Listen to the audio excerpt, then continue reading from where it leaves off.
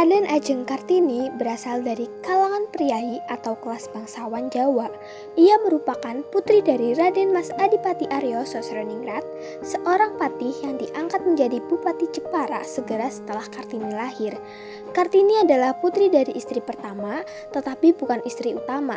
Ibunya bernama Mas Ajeng Ngasirah, putri dari Nyai Haji Siti Aminah dan Kiai Haji Madirono, seorang guru agama di Telukawur, Jepara.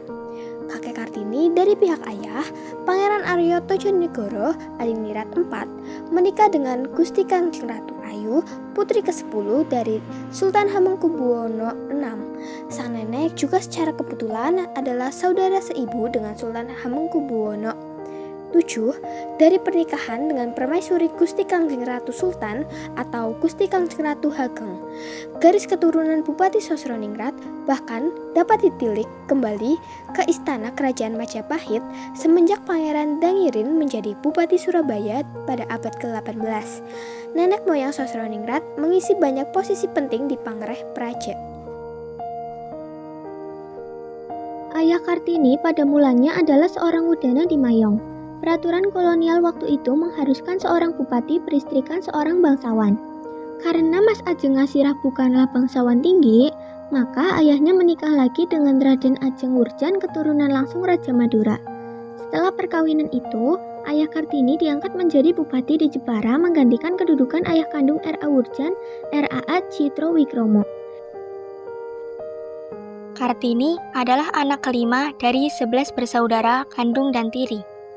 Dari semua saudara sekandung, Kartini adalah anak perempuan tertua.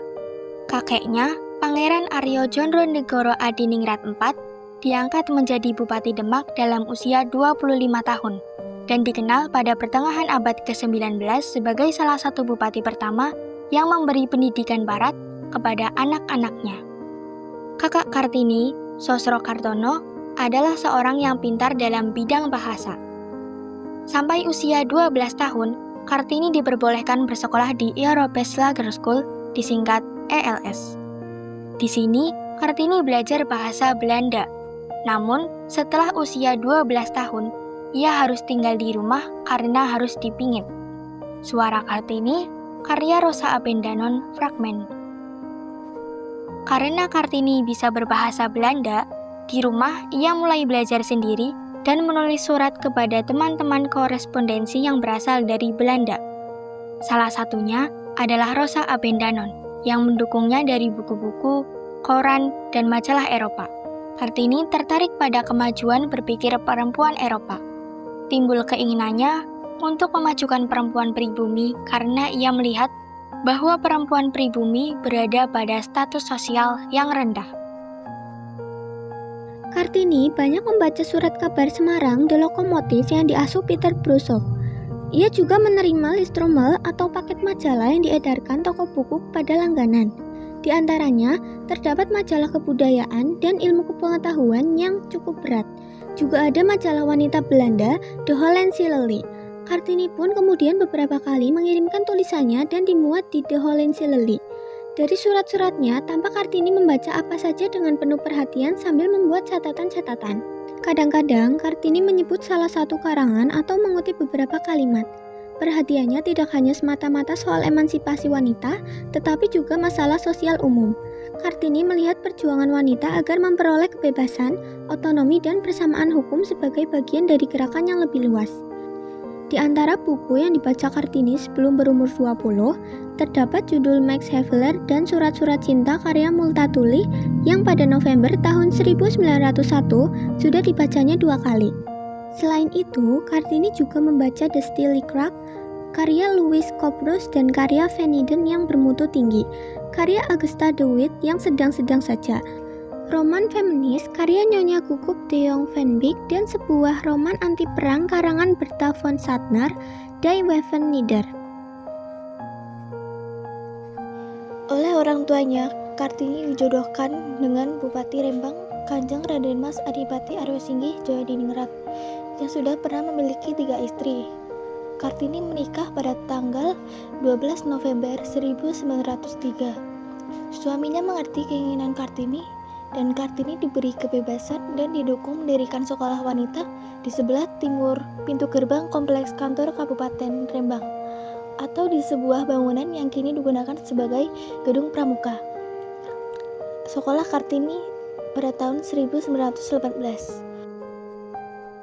Anak satu-satunya Susalit Djadiningrat lahir pada tanggal 13 September 1904. Beberapa hari kemudian, 17 September 1904, Kartini meninggal pada usia 25 tahun. Kartini dimakamkan di Desa Buluh, Kecamatan Buluh, Rembang. Berkat kegigihan Kartini, belakangan didirikan sekolah wanita oleh Yayasan Kartini di Semarang pada 1912 dan kemudian di Surabaya, Yogyakarta, Malang, Madiun, Cirebon, dan daerah lainnya. Nama sekolah tersebut adalah Sekolah Kartini. Yayasan Kartini ini didirikan oleh keluarga Van Deventer, seorang tokoh politik etis. Meski tidak sempat berbuat banyak untuk kemajuan bangsa dan tanah air, Kartini mengemukakan ide-ide pembaruan masyarakat yang melampaui zamannya melalui surat-suratnya yang bersejarah. Cita-citanya yang tinggi dituangkan dalam surat-suratnya kepada kenalan dan sahabatnya orang Belanda di luar negeri, seperti Tuan A.C. A.B. de Non, Nyonya M.C.E.O. Vingsauer, Z. Handler, Prof. Dr. G.K. Anton, dan Nyonya Tuan H.H. van Kol, dan Nyonya Hegi de Boy 7. Surat-surat Kartini diterbitkan di negeri Belanda pada tahun 1911 oleh Mr. J.H. A.B. de Non dengan judul Das Deutsche Institutslied, diterjemahkan ke bahasa Indonesia oleh Sastra Pujangga Baru Armin Paine pada 1922 dengan judul Habis Gelap Terbitlah Terang.